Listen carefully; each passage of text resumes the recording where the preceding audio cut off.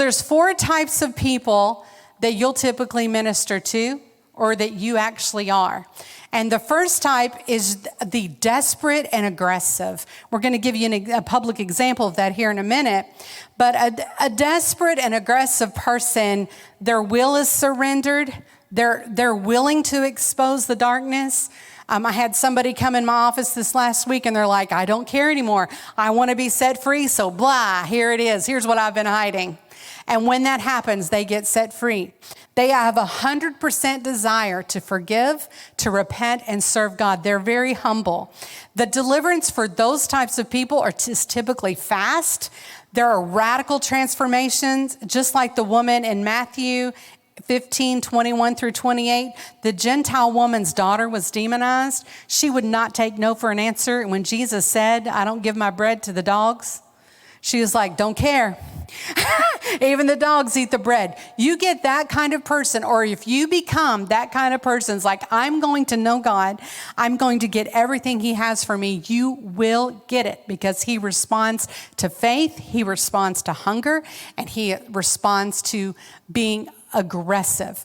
And most of the time that comes with, you don't really care what it looks like, feels like, or sounds like. And a lot of times they will sprint to the finish line with or without you. They are so desperate, they're so willing that they're going to do whatever it takes. They're studying on their own, they're looking up things, they're doing all of the things to get there. They're in hot pursuit of freedom and of Jesus. And then the second time is the partially surrendered. Now, the first one, a lot of ministers, that's where they like to be at. They're like, bing, bang, boom, I'm doing big things, seeing people set free. But all they dwell with are the people that are aggressive. And they have impatience for this type 2.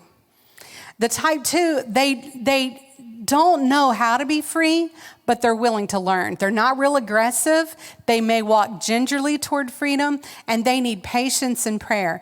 And their deliverance may not be as speedy, or your deliverance if that's you, but it's going to go at the speed of your will. And if you think about Nicodemus in chapter 3, he came at night. He wasn't aggressive to come during the day. He came at night, but he was inquisitive. You don't want to throw away those kinds of people, because the wounds and things from their past keep them from that aggression. And he was a man of the Pharisees, so therefore, they were all against Jesus and after him. But he went in the night, started asking questions, and Jesus was just so straightforward in giving him answers.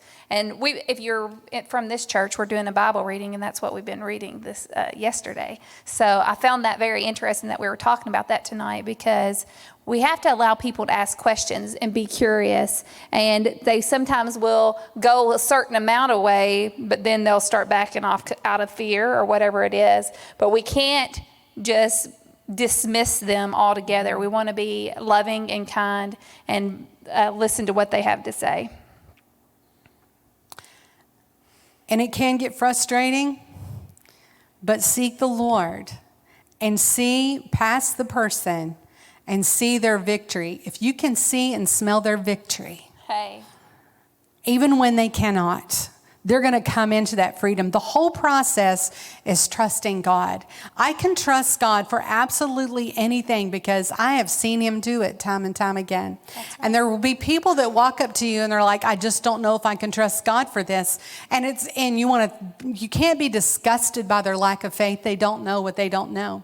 Abraham didn't fully trust God at the beginning, but by the time he walked through where he walked, he surely trusted the Lord. And it may not always be a will issue. It could be out of fear, could be out of trauma, it could be out of brokenness that they begin to back off. And so we want to make sure that we're kind to those individuals, we're loving towards them, we're going to be patient, we're going to use prayer and wisdom. And wisdom is the key. When I first came here and started learning about deliverance, I was one of the people that ran out of the room, because I was like, okay, I'm a little bit okay with this, and then I'm like, no, I'm not okay with this. But I had to do some studying. I had to learn, because it looks weird, it sounds weird, and if you're not used to the language, like Pastor says, or if you're not used to that type of environment, then you want to know about it, but it can be kind of freaky as well. So we just want to be nice to those people. And love should mark everyone that we are familiar with in this ministry. We want you guys to mark the love, to love the people, to tell the truth always, even if it hurts, Tell the truth, but do that in love. And the third type of person is the double-minded. I don't like them. I don't like dealing with the double-minded. They want to be free, but they also do not want to do the work. They flip-flop back and forth. They're interested, but no movement. King Agrippa was like that in Acts 26:28. I'm almost persuaded. How you deal with that? Yeah, and then he said, well, can you persuade me in this period of time to be a Christian? Like, he wanted the other person to do the work for them. And I don't like that. Yeah, and so they're probably not going to do the work. And there's an analogy of two rock climbers, and you have one that is pushing someone, and you have one pulling someone, and then you have one of them climbing beside each other. You will use all of your energy pushing and pulling people. You want them to learn how to climb, because if they will not climb, they will not have the muscles to live out their freedom. You're not always going to be there, and you are not their God. And it is a temptation for people that are wounded to grab onto people because they're visual.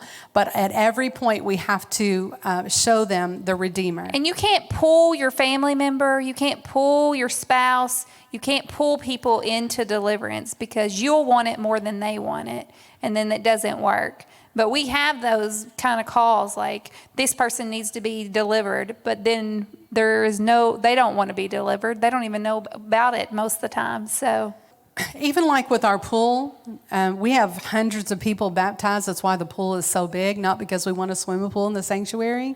But there are times that I'll hear somebody say, you need to get in that pool. And I'm thinking, if you told me I need to get in that pool and you're trying to manipulate me, these heels are going to go in, not out of rebellion, but I am going to follow the Lord. I'm not following man. And the same thing with deliverance is. Every time someone sees you, and they say, you just need deliverance. You just need deliverance. Does that make you want to be delivered? No. Also, I thought you got deliverance. And then you're judging them. What you do is you go into prayer and begin praying for them and seeking the Lord. And if he opens up the door for you to share your testimony, then do that. We're not hiding under a bush. Because guess what? We all have a testimony we can share. But when we start crossing people's wills, we have entered into manipulation and witchcraft.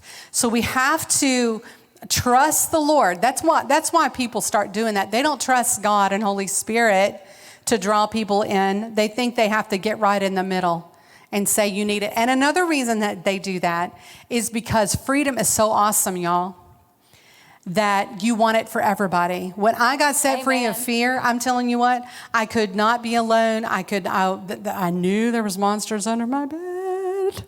And I could sit here and I could think about it before I was free. I could think about the monsters under my bed as a stinking adult and just begin to feel that. But when I got set free, Kizzy, I was like, glory to God. Every person who's bound up, they need this, they want this. And so I would say, guess what? You can cast out that demon. And they're like, oh, boy. The most excited free woman is sitting in the back, Marjorie Ford. Yeah. When she got free, she was like a wild woman, telling everybody, dragging people in, saying, you need to meet these people. And we love that zeal and you want to embrace that. But you have to be very, very wise. Same thing when I got filled with the Holy Ghost. Man, I thought everybody wants this. They don't. Or they don't know that they do. So what in the world do? You live out your freedom before them. If you're married, you live out your freedom before them. For your children, you live out your freedom without pushing, without shoving. Because if you really got delivered, time will tell. They are going to change. They may not be perfect. You may not be perfect at the beginning, but you're going to escalate. Fourth person is a blamer. Mm-hmm. They say they know God, but they blame him for being bound. They are always accusing. 1 minute they're on fire, they're believing. The next minute they're backtrailing, they're depressed, they're in hopeless situations because they can't stay consistent. And what you're going to do, you're going to pray for the spirit of truth in their life. And it's going to be very frustrating to deal with this type of person because they believe they've done absolutely everything they know and it has to be God. As a minister and as somebody seeking to be free, your number one thing you have to know is Jesus paid a hefty price for you to be set free. It is his will for you to be free. It is not his will for you to be in bondage. So if you aren't free, he cannot be the issue. The moment you make him the issue, you will not be free. I deal with lots of people who tell me all of their good qualities and can't figure out why God won't set them free. It's very frustrating. Now, I will tell you that even through that, you have to show love. There's a woman a few states away, and she was,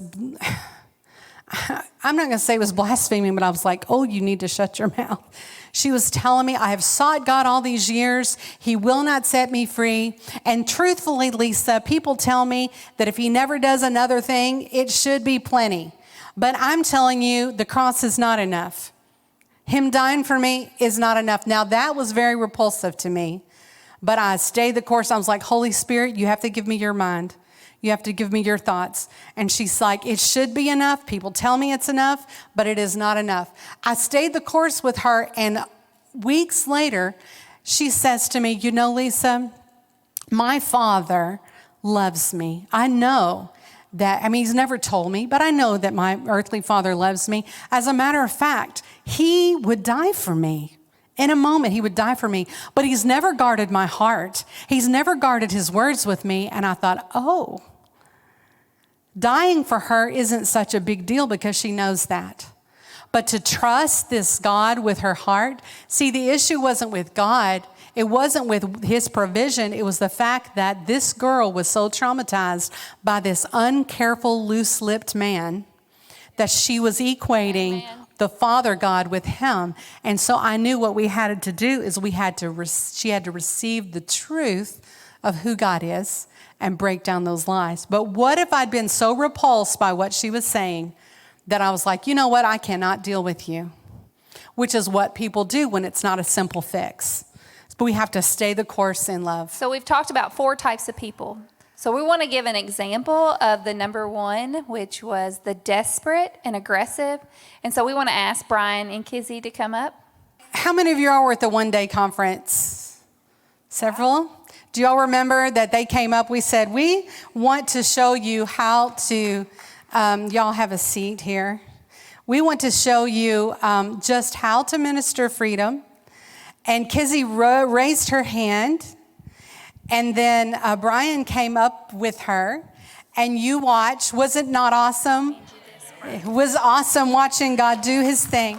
What was going through your mind when you volunteered, and then what it was like when you were up here in front of 150 eyeballs? Well, I was in the front seat, so I don't think I realized how many people were in here. So once I got up here, I was nervous. But at the same time, I wanted to be set free. So I was hungry for it. It didn't matter who was out there or how I was going to look. I just wanted to be set free. And so what was there anything you can share with us that God was doing in this chair while you were here?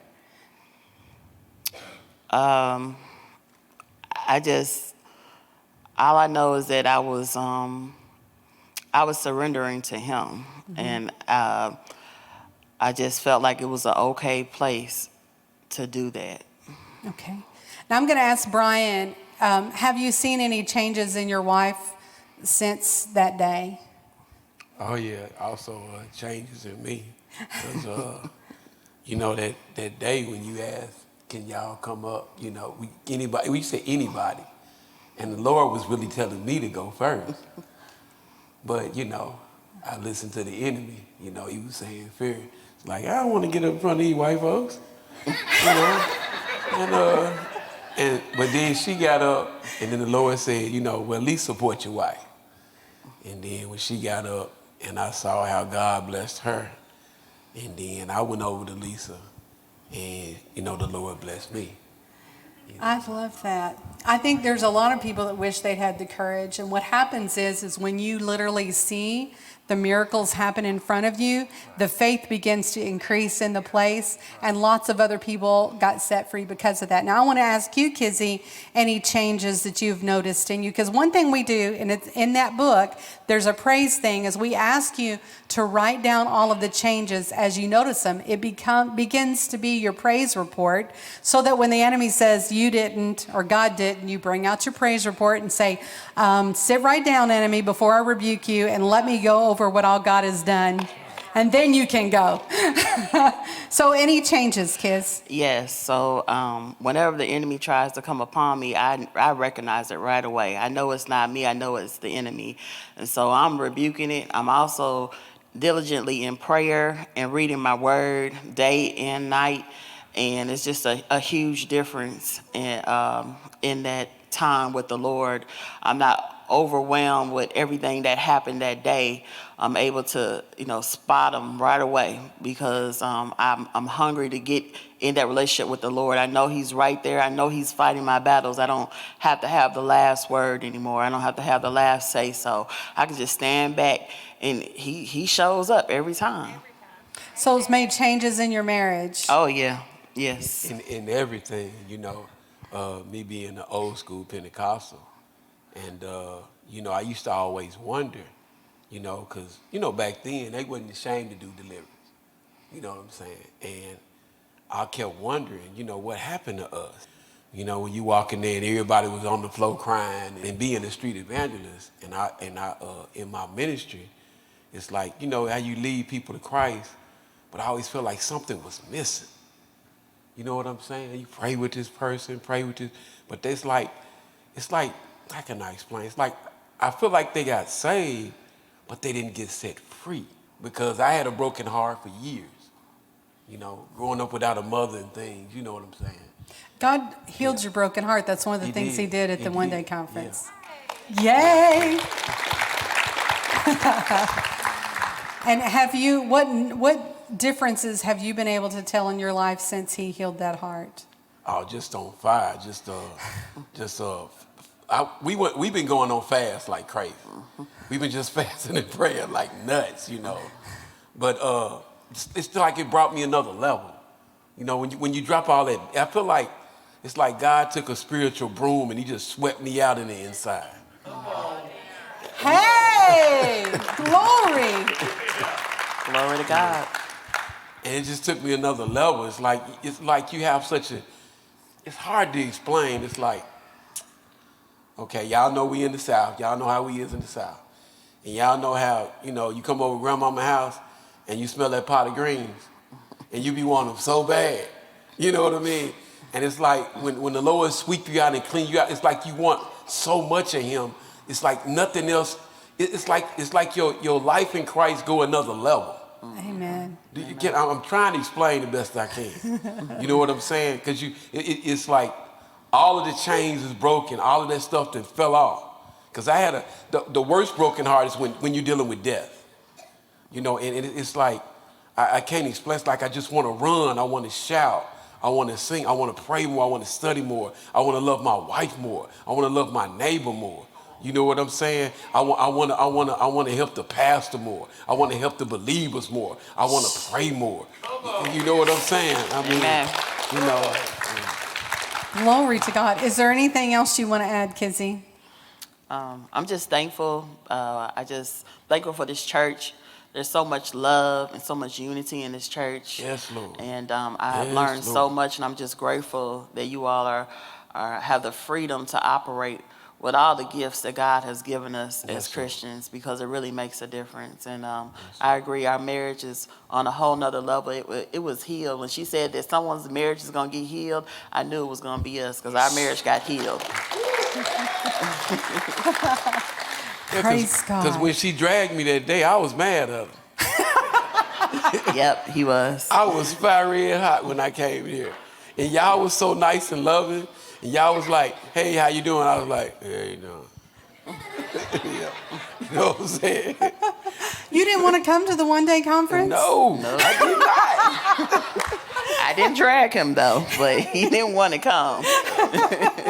Thank you for coming. And thank you so much for being willing to do it again, coming up in Yes. front of people. Would y'all give them a hand? Thank you so much.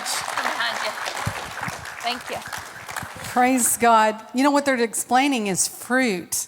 And that's one of the Amen. things that we miss. Praise God. Did y'all's faith begin to rise as they were talking? Mine Because did. mine did.